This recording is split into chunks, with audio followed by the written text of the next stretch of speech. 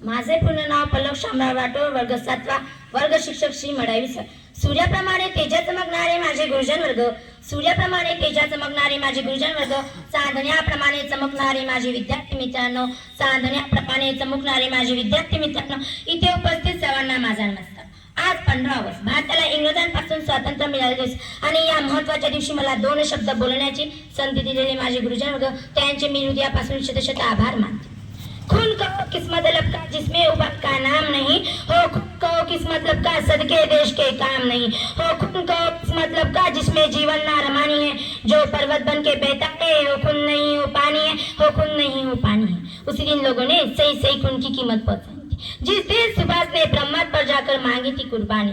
बोले स्वातंत्र की खातिर बलिदान तुम्हें देना होगा, बोले स्वातंत्र की खातिर बलिदान तुम्हें देना होगा, तुम बहुत जी चुके हो आगे तुम्हें मरना होगा, तुम बहुत जी चुके हो आगे तुम्हें मरना होगा.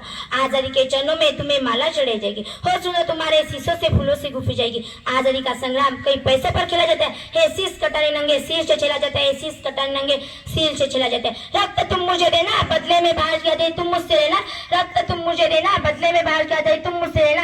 हो गई सभा में उछल पुछल दीने में सिल बचाते हो, इन कलाम के नारे को तेज तक छाए जाते थे. हम देंगे देंगे रक्त बस यही शब्द सुनाई देते थे. रन में जाने हुए युवक खड़े दिखाई देते थे. बोले सुभाष वह आगे जिसके शरीर में भारतीय खून बहता हो, आगे खुद को हिंदुस्तान कहता, मैं कफन बढ़ाता हूँ आगे इस हस्ताक्षर को लेता हूँ. सारी जनता उनको उठी. हम आते आते माता के चरणों में अपना रक्त बहाते. उसी दिन देखा साहस बढ़ ही जाते थे. चाकू खुरी कटोर से अपना रक्त बहाते थे और उसी रक्त के शाय में कलम डुबाते थे और आजादी के परवान पर हस्ताक्षर करते ही जाते थे, हस्ताक्षर करते ही जाते थे. उसी दिन देखा तारों ने हिंदुस्तानी विश्वास नया, उसी दिन देखा तारों ने हिंदुस्तानी विश्वास नया, जब लिखा भारत देश खून से इतिहास नया, खून से इतिहास नया.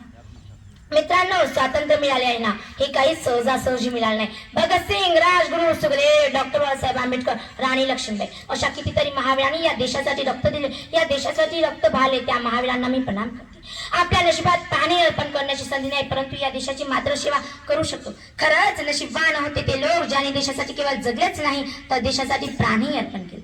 मित्रांनो, आपल्याला देशाची सेवा करायची आहे ना, तर देशाच्या प्रगतीत सहभाग घ्यावा लागेल.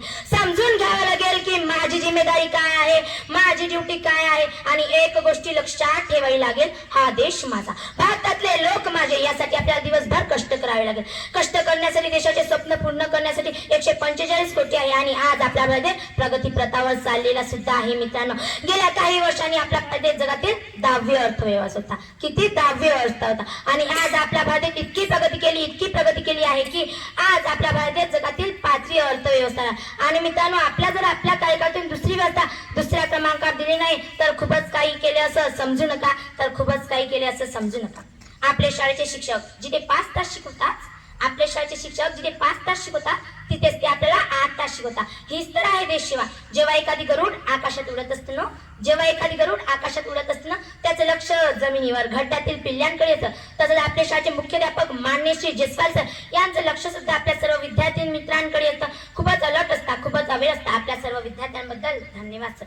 आणि मित्रांनो, आपला जर देशाच्या प्रगतीत सहभाग घ्यायचा असेल, देशाला विश्वगुरु बनवायचे असेल, फक्त आणि फक्त एकच मार्ग, तो म्हणजे शिक्षण, शिक्षण आणि शिक्षण.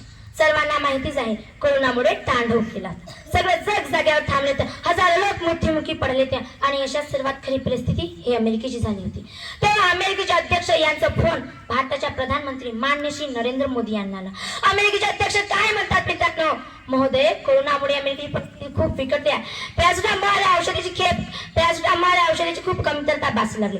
कृपया भारताने अमेरिकेची मदत करावी. यावरून भारताचे प्रधानमंत्री काय म्हणतात मित्र, महोदय तुम्ही निश्चित राहा, हीच तर खरी वेळ आहे. एका मित्राला दुसऱ्या मित्राला उपयोग पडेल. भारत देशात लवकरात लवकर पॅरासिटामॉल या औषधाची खेप अमेरिकेला हे सांगण्याचं दाप्तर एकच मित्रांनो, अमेरिका हा देश जगातील नंबर 4 आहे. हा देश इतर कोणालाही मदत करते. पण बघा ना, आज कशी दिवस बदलू लागले. आज आपला भारत देश अमेरिकेला मदत करते. माझे बंधू आणि भगिनींनो, आजचा भारत देश नवनीत भारत देश आहे. याला कोणी शांत पेवण्याच्या वाटेला जाऊ नये, नाहीतर हा मारायलाही घाबरणार नाही. बोलो भारत माता की जय, वंदे मातरम. एवढं बोलून मी माझे 2 शब्द थांबते. जय हिंद, जय भारत. धन्यवाद.